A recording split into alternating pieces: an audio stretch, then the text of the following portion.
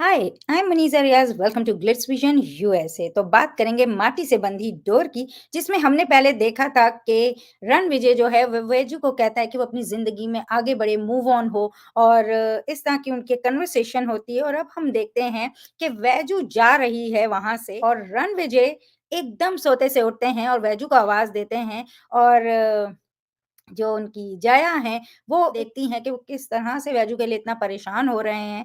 तो क्या वैजू जा पाएँगी या रणविजय उन्हें रोक पाएँगे? चलें इस पे बात करते हैं।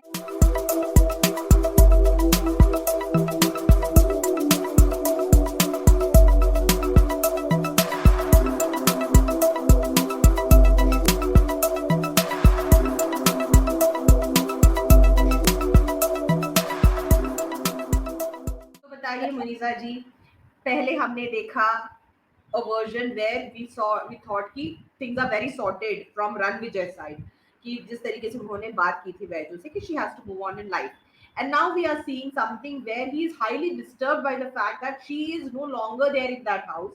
उनको ऐसा एक फीलिंग आता है जिसकी वजह से वो झट से उठ जाते हैं, फिर वो जाके देखते हैं।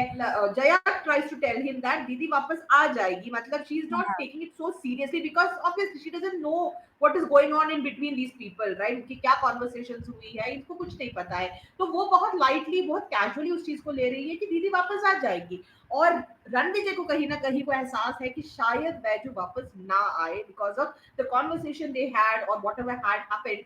सो what do you have to से?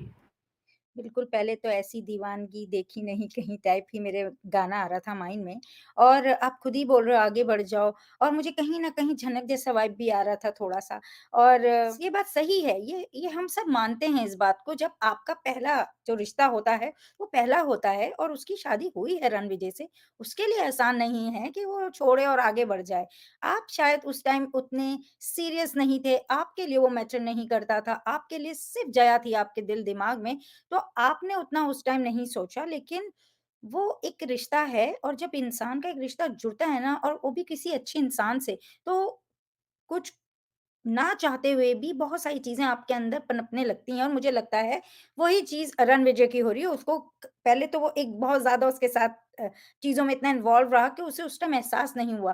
फिर जब उसे एक एहसास हुआ कि यार ये गलत जा रहा है, ये कुछ गलत हो रहा है, और उसने समझा कि हाँ, मेरा तो ये यही प्यार थी, इससे शादी हुई है, और वो उस तरफ से उसने सोच के वैजू को आगे बढ़ने को कहा।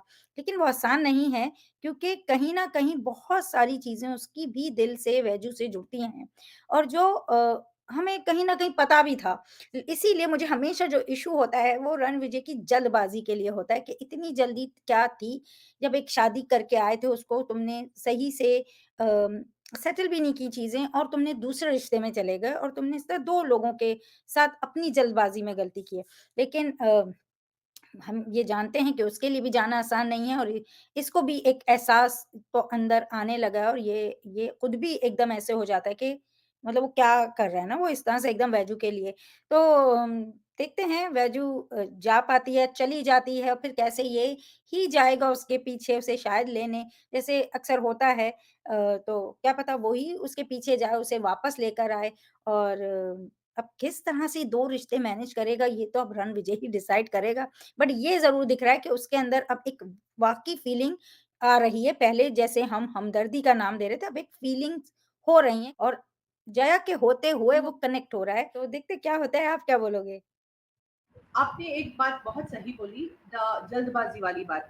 That is exactly what is wrong over here. He is not thinking things through, he is very impulsive when it comes to taking decisions, and it's fine, it's okay.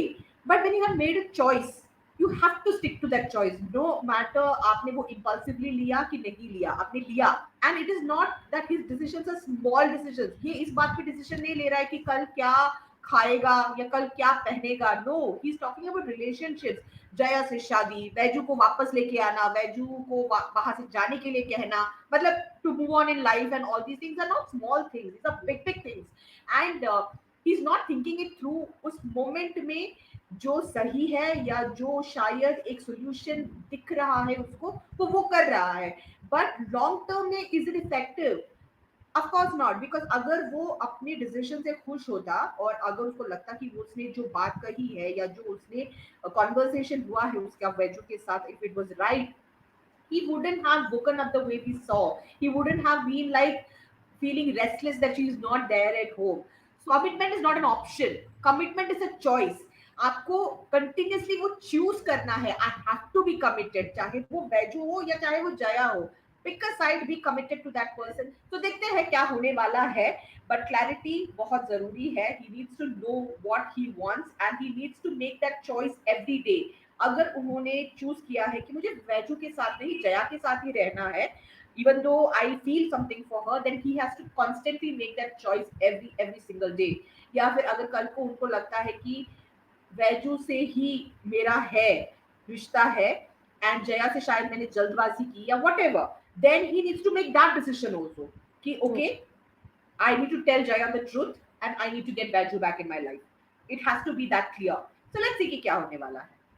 बिल्कुल, बिल्कुल, देखते हैं क्या होने वाला है। जो भी हो, वो किसी के भी गलत के लिए ना हो, उसकी बेहतरी के लिए ही हो। तो देखते हैं क्या होता है। अगर आपको हमारा छोटा-सा डिस्कशन अच्छा लगा हो, तो वीडियो को लाइक करें, चैनल को सब्सक्राइब करें और बेल आइकन को क्लिक करके रखें, ताकि नेक्स्ट टाइम जब हम वीडियो अपलोड करें, तो आपको नोटिफ़िकेशन आ जाए। और देखते रहें माटी से बंधी डोर ऑन स्टार प्लस।